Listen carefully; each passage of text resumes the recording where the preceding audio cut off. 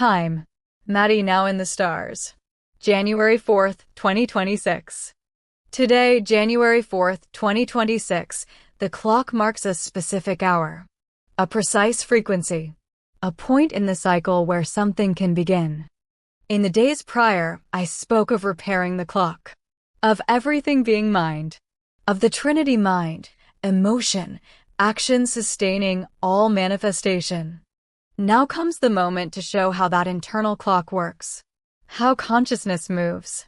How it unfolds. How it grows. The answer lies in the 12 steps of the SoyMati. These 12 steps are the fundamental architecture of how consciousness develops. They are the essential functions that every human being activates in order to integrate the I, the human, with the I am, the universal. They are the internal map of the path that each person walks, consciously or unconsciously, throughout life. But they are also much more than that. They are the pattern through which the coming years will be traversed. They are the structure through which time will be calibrated. They are the rhythm by which the planetary clock will be repaired. Time is cycles of perception. Time is not linear. Time is cyclical. This is not philosophy, it is observation. Day and night form a cycle. The seasons of the year form a cycle. The phases of the moon form a cycle. The heartbeat is a cycle. Breathing is a cycle. Life and death are a cycle.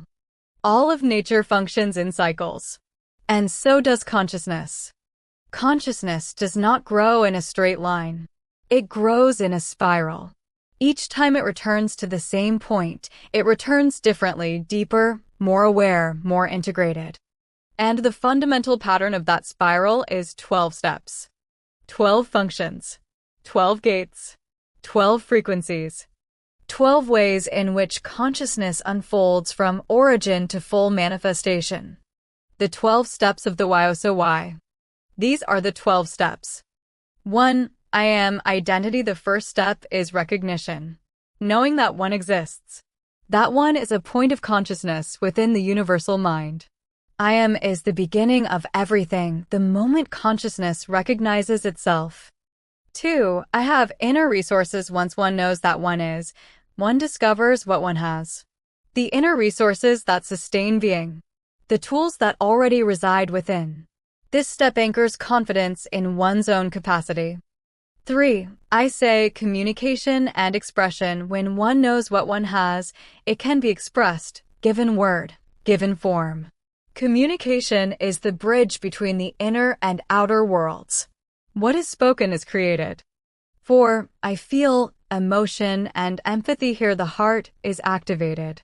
The capacity to feel, to resonate with what surrounds us. Emotion is the water that connects, nourishes, and sustains the bond between the self and the world.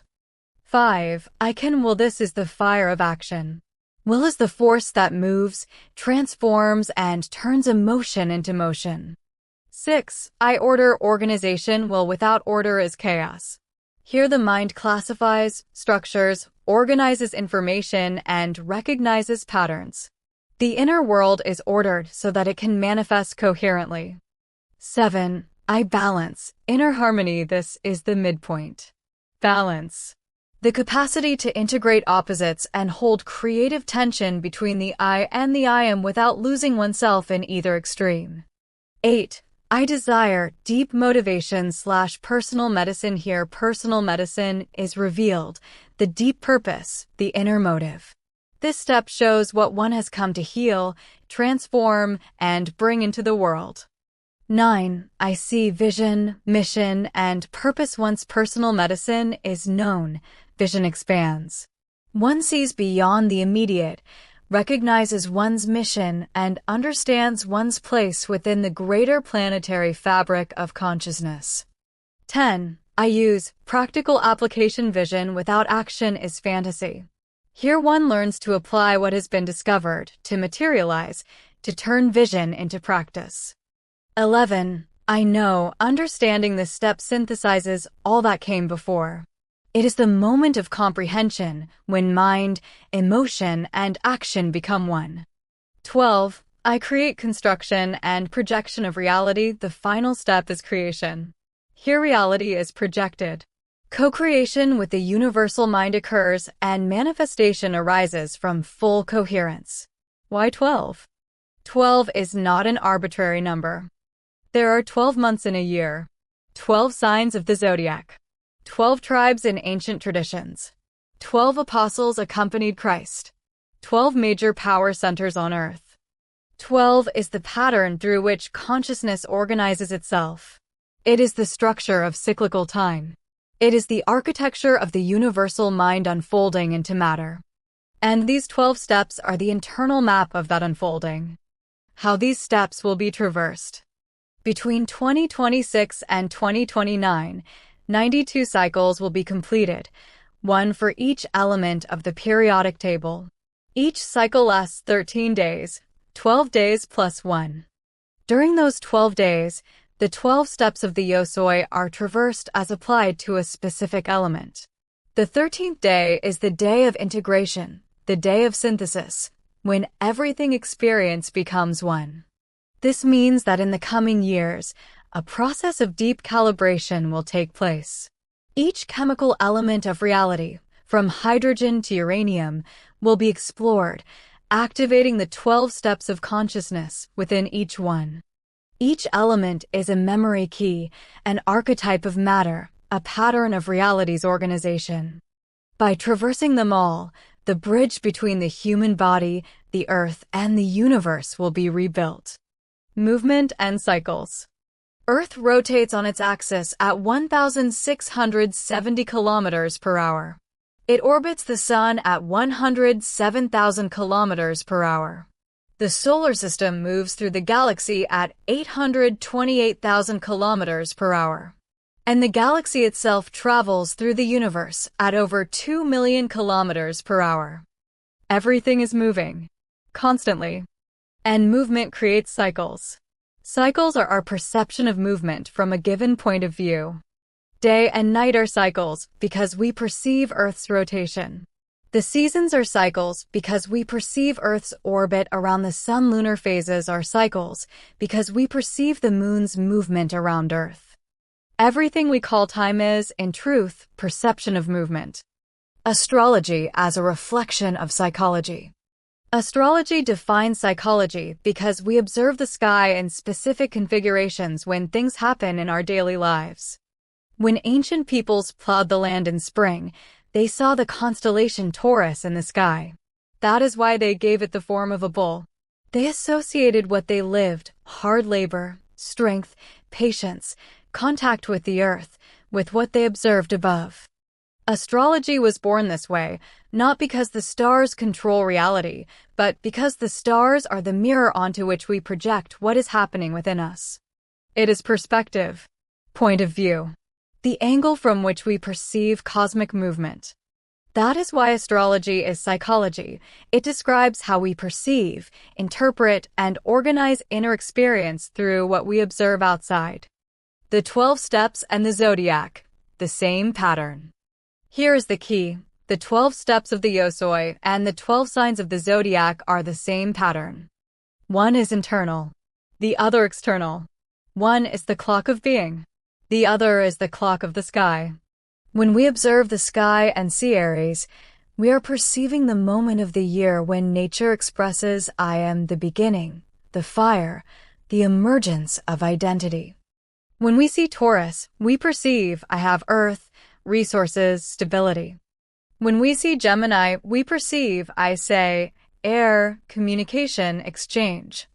And so it continues through the 12 signs, the 12 steps, the 12 functions of consciousness unfolding through time.